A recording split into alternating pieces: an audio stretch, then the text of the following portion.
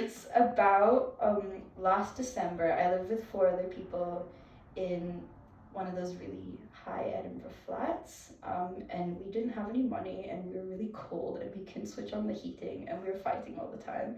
So that's what that's about. And then I moved to a much colder country. I went to Canada for 4 months on exchange, and I was warmer there because they get their oil from somewhere else, and they weren't having a cost of living crisis.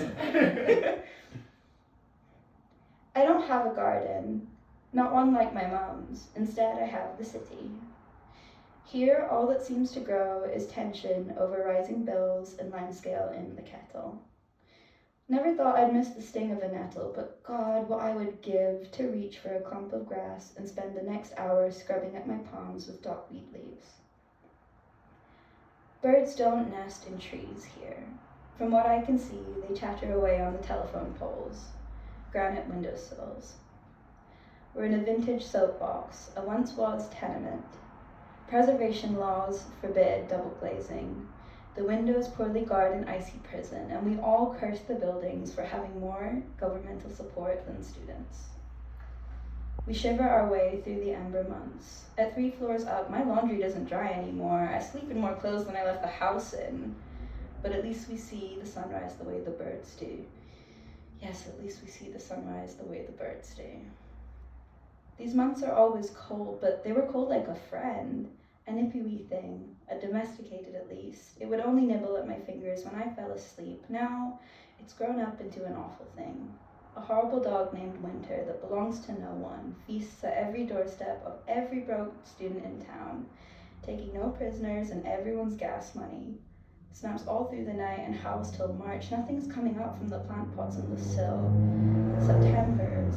Cost of apples and toothpaste, milk, things I never thought would grow expensive, things I never thought that I would miss. And of course the bills.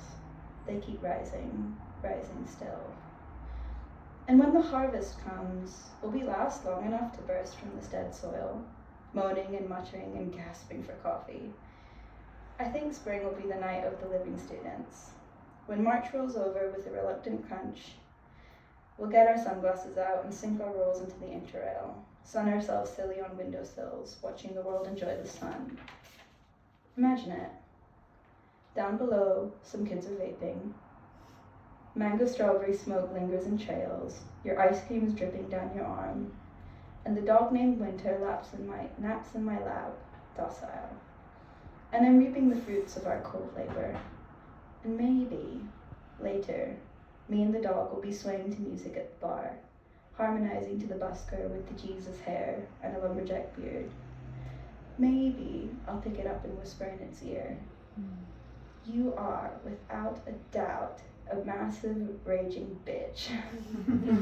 You are a fucking pain, and you drive me to tears. But just because you're difficult doesn't mean you're something to fear. And just like that, we're in for another year.